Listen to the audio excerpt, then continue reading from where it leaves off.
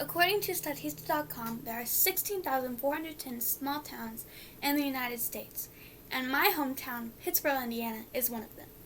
I moved to Pittsboro when I was just 2 years old in 2004, so I basically lived there my entire life, becoming a part of the community and becoming involved. The community I know wouldn't be what it is without the historical events and people that cultivated it into what it is now. Pittsboro is a small town, but it started out even smaller. According to John B. Hadley's History of Middle Township, it was founded in 1834 with a population of around 50 people, and it stayed that way for a long time. In fact, according to Pittsboro Middle Township way back when, then, and now, there was a generational story passed down that Pittsboro started out with only 2 or 3 cabins in the area, and only 1 store. The reason for this is because it was very swampy. In fact, these swampy conditions made it very undesirable to live in. It really wasn't until the 1850s that people started moving there, because the Black Swamp was drained. And with that draining of the swamps, farmers began to come in and cultivate the land because it was very flat. People didn't really start to move to Pittsboro until the Big 4 Railroad was built in 1867. The reason people moved there was because transportation became a lot more easy with this railroad that was through there. In fact, people started to commute from Indianapolis and back to Pittsboro just because it was so easy. And with this influx of population, businesses began to boom in Pittsboro. According to Pittsboro's centennial celebration, there were tile factories and a brick industry and sawmills and chair factories and blacksmiths and a carriage factory and taverns and shops.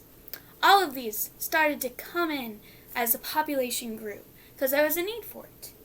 Farming became even bigger because more people came in and they needed a crop.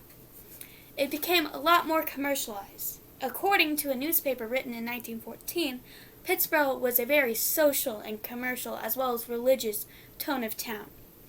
There were so many churches that felt that they had the responsibility to serve their community. In fact, there were 3 that felt this way.